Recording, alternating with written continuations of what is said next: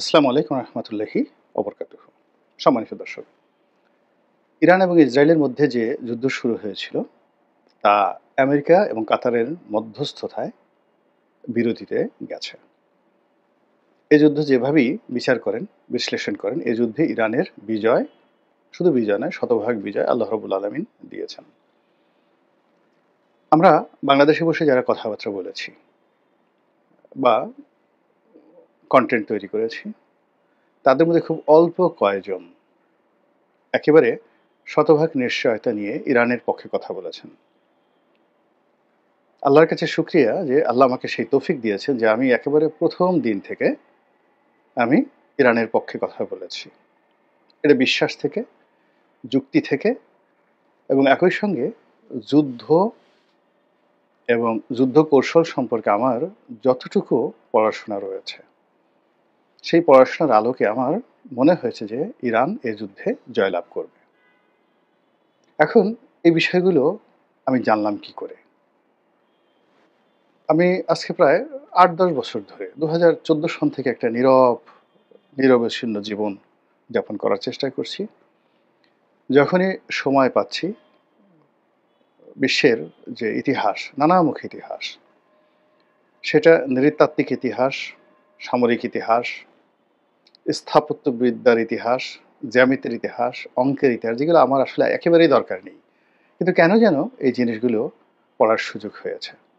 এবং পরবর্তীতে যখন আমি পড়াশোনা করলাম, দেখলাম যে আমার যে সকালবেলা নাস্তা গ্রহণ, এটার সঙ্গে জ্যামিতির সম্পর্ক আছে।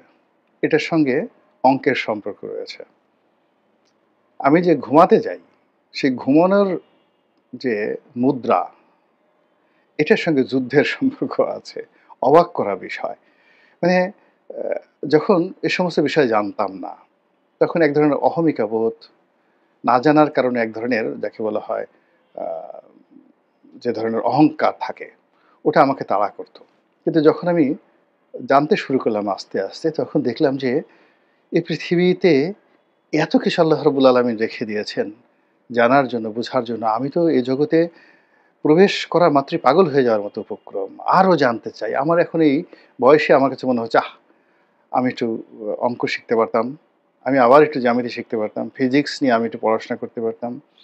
কেমিস্ট্রি নিয়ে একটু পড়াশোনা পারতাম। অ্যাস্ট্রোফিজিক্স নিয়ে আমি একটু পড়াশোনা করতে পারতাম। তো এই ধারাবাহিকতায় আ আমি প্রায় কয়েক বছর ধরে পৃথিবীর যে সকল যুগান্তকারী যুদ্ধ হয়েছে, সেই যুদ্ধগুলো নিয়ে পড়াশোনা করেছি। সেখানে আমাদের পাক ভারত উপমহাদেশে কলিঙ্গের যুদ্ধ, মহাভারতের যুদ্ধ, তারপর পানিপথের যে যুদ্ধগুলো হয়েছে সেই যুদ্ধ, আমাদের ৭১-এর যুদ্ধ, এরকম আমাদের পাক ভারত উপমহাদেশের এই যুদ্ধগুলো বাদ দিয়ে চীনে অন্ততপক্ষে ৪-৫০০ যুদ্ধ হয়েছে। তার মধ্যে ৫০ টি যুদ্ধ মহাকালের সাক্ষী।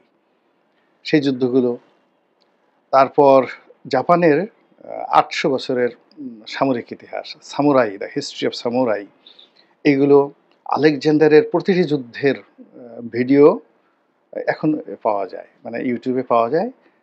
সেগুলোতে তারা কিভাবে সে যুদ্ধযাত্রা করেছে, কিভাবে যুদ্ধ হয়েছে, ফলাফল কি হয়েছে, জুলিয়াস সিজারের যুদ্ধ, তারপরে হানিবলের যুদ্ধ, এই যুদ্ধগুলো মানে বারবার দেখেছি। আর মুসলমানদের যে যুদ্ধগুলো রয়েছে প্রায় সবগুলো যুদ্ধ কিন্তু এখন ইউটিউবে 3D ফর্মে পাওয়া যায়। তো এই যুদ্ধগুলো দেখার পরে যে জিনিসটি আমার কাছে মনে হয়েছে সেটি হলো যুদ্ধের প্রথম হলো মনোবল।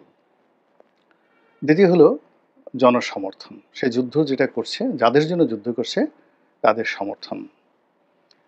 ৩ নম্বরে হলো যে যুদ্ধ করার জন্য নেতৃত্ব।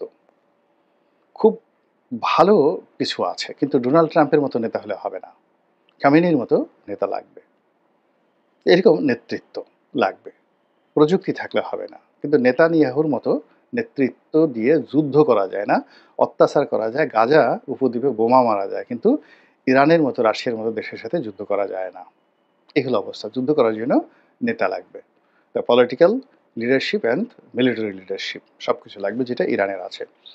তো সেই দিক থেকে আমি দেখলাম যে ইরান যে যুদ্ধ এই সময়তে নামলো, তার হাতে সব জিনিসগুলো রয়েছে মজুদ।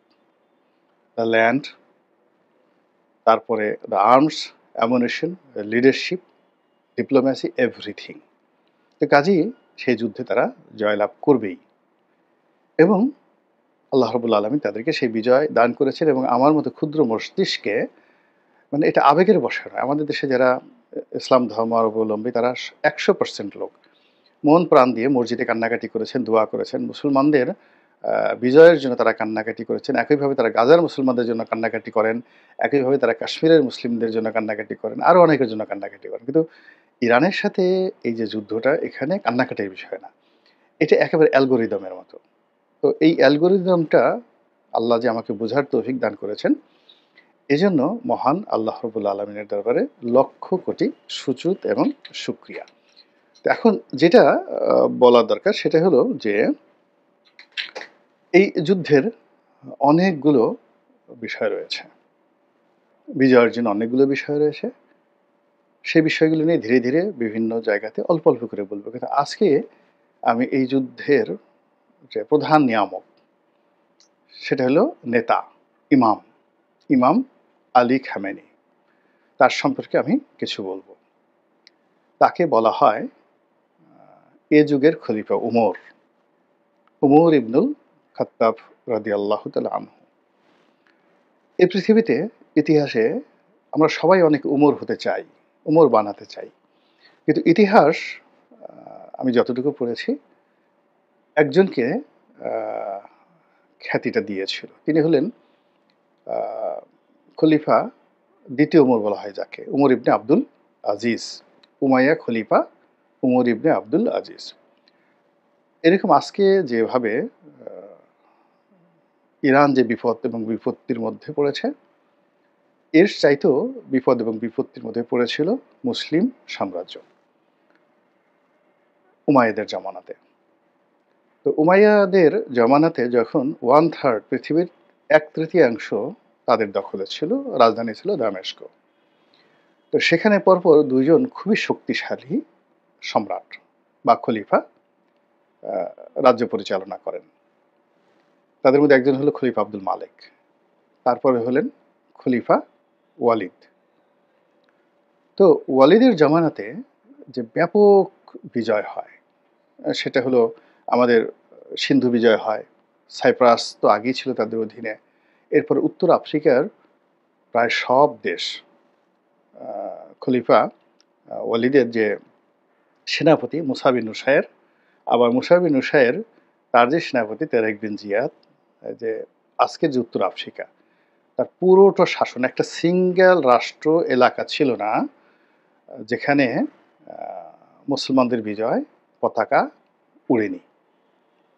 অথচ উমাইয়া খিলাফতের আগে এটা মানে এখানে ছিলই না, কিছুই ছিল না। আজকের পুরো উত্তর আফ্রিকা, পুরো উত্তর আফ্রিকা। তো এখন সেই উত্তর আফ্রিকা আপনি মানচিত্রটা গিয়ে দেখেন কি বিশাল এলাকা। তো সেই উত্তর আফ্রিকা বিজয় করার পর তার আমলে স্পেন বিজয় হলো। স্পেন বিজয় হলো, আর অন্যান্য এলাকা তো আছেই।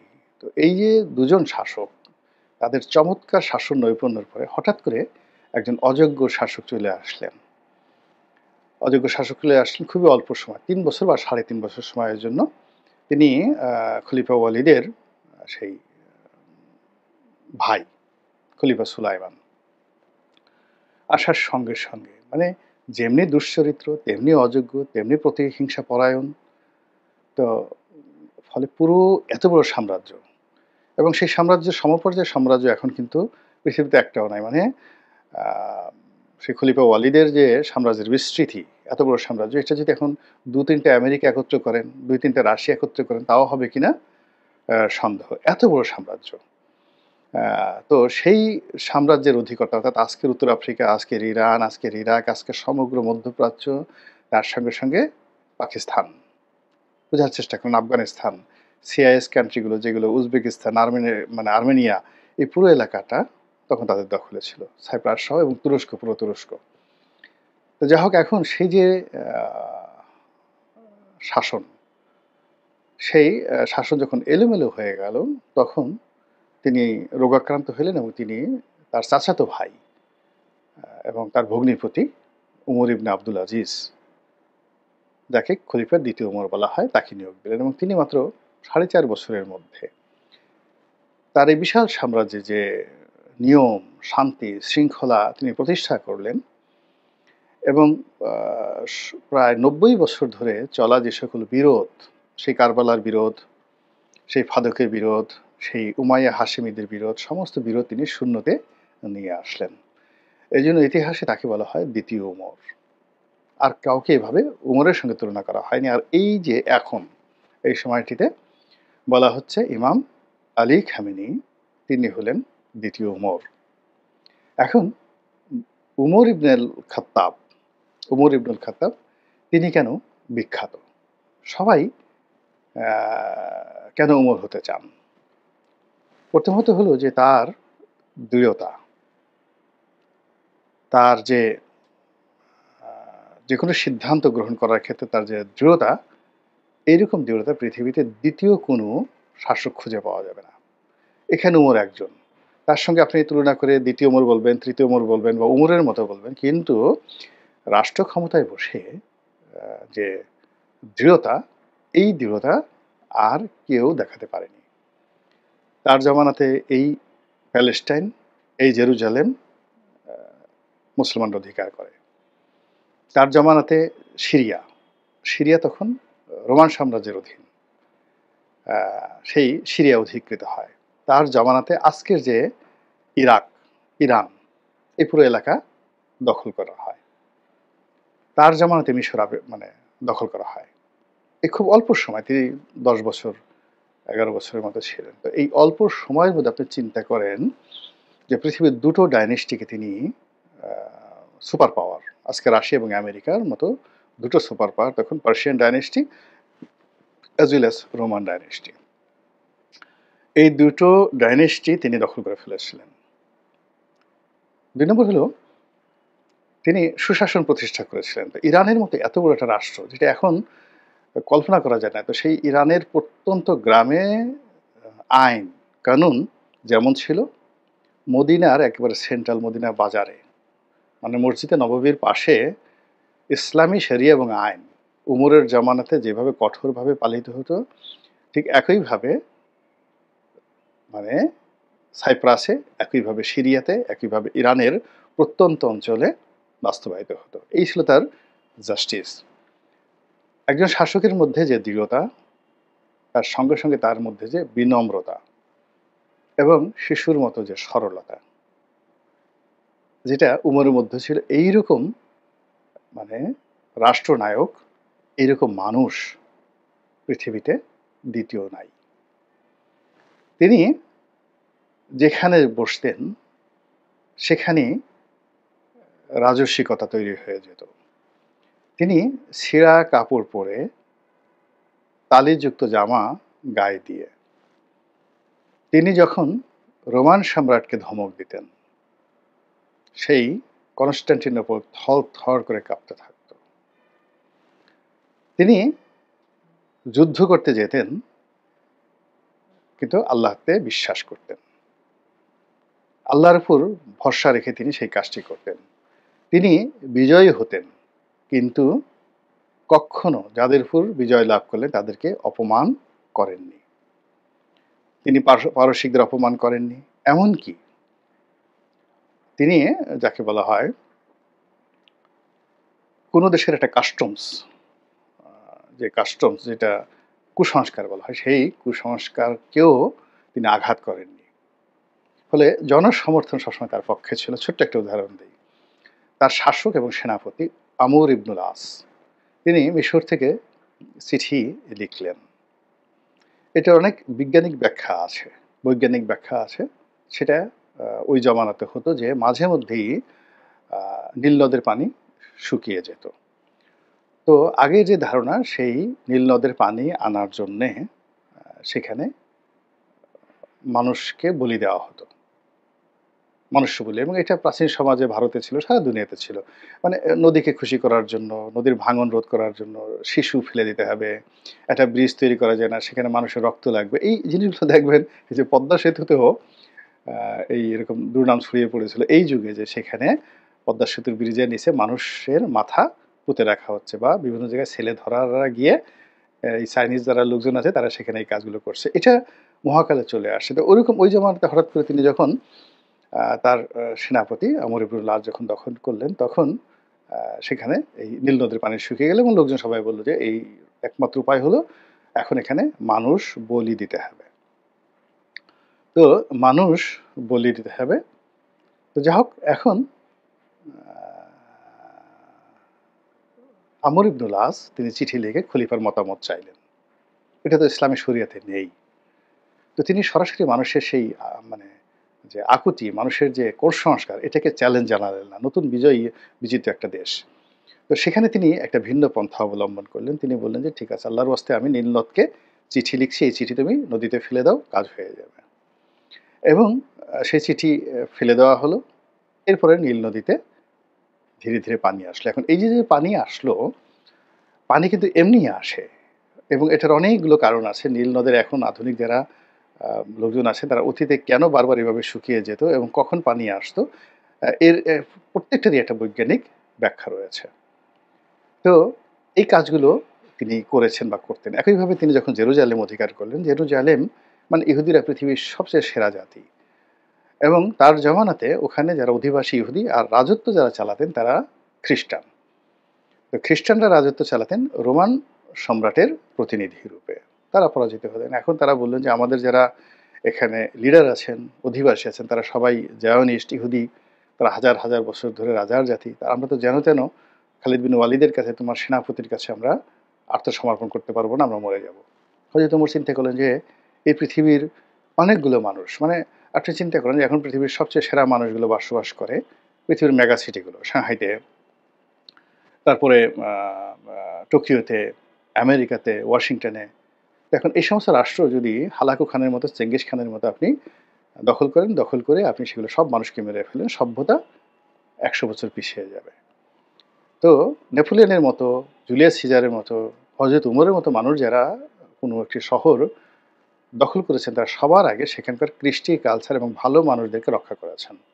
যত শত্রু হোক, সেখানকার ইঞ্জিনিয়ার, সেখানকার কবি সাহিত্যিকদেরকে রাজকীয় মর্যাদায় তারা সেই প্রোটেকশন দিয়েছে। এর কারণ হলো আদারওয়াইজ এটা একটি অসভ্য জায়গাতে পরিণত হবে। আমাদের এই ঢাকা শহরে আপনি দেখেন এখন এত অসভ্যতামি চলছে কেন? এর কারণ হলো ক্ষমতার পট পরিবর্তনের সাথে, সাথে ভালো মানুষদের, জ্ঞানী মানুষদের যারা একসময় আওয়ামী লীগের দাবিদারি করেছে। কিন্তু লোকযোগ্য। সেটা ব্যবসায়ী বলেন, কবি বলেন, সাহিত্যিক বলেন, অভিনেত্রী বলেন, সাংবাদিক বলেন, সব মার্কেট থেকে আউট। ফলে কি হচ্ছে? লেদু-গেদু, ধলা থেকে শুরু করে সবার হাতে নেতৃত্ব চলে গেছে। যা হবার তাই হচ্ছে। ঠিক এই কাজটি ১৪০০ বছর আগে হযরত ওমর করতে দেননি। তিনি নিজে সেই উটে করে মরুভূমি পাড়ি দিয়ে জেরুজালেমে গিয়ে এই শহরের চাবি গ্রহণ করলেন। দ্যাট ইজ হযরত উমর। এরকম আমি কয়েক ঘন্টা ধরে বলতে পারবো। এখন ঠিক সেই যে হযরত উমরের যে দৃঢ়তা, এটা আলী খামেনি দেখিয়েছেন। তার যে আ স্থিরতা, তার যে শিক্ষা, তার যে প্রজ্ঞা, হযরত ওমর রাদিয়াল্লাহু তাআলা আনহু এর, তার যে ধর্মবোধ এবং তার যে আন্ডারস্ট্যান্ডিং, প্রতিটি জিনিসই এই ২০২৫ সনে এসে ইমাম আলী খামেনি বিশ্ববাসীর নিকট প্রদর্শন করলেন এবং একটা উদাহরণ তৈরি করলেন। আল্লাহ এই মানুষটিকে হায়াতে তৈয়বা দান করুন। মুসলিম উম্মাহর জন্য তার সেবাকে কবুল করুন এবং তার মতো মানুষ এই পৃথিবীতে আরও তৈরি হোক এবং তার নেতৃত্বে ইরান, বিশ্বের মুসলিম সম্প্রদায় এবং বিশ্বের মানবতা সংরক্ষিত হোক, এই দোয়া করছি। আসসালামু আলাইকুম ওয়া রাহমাতুল্লাহি ওয়া বারাকাতুহু।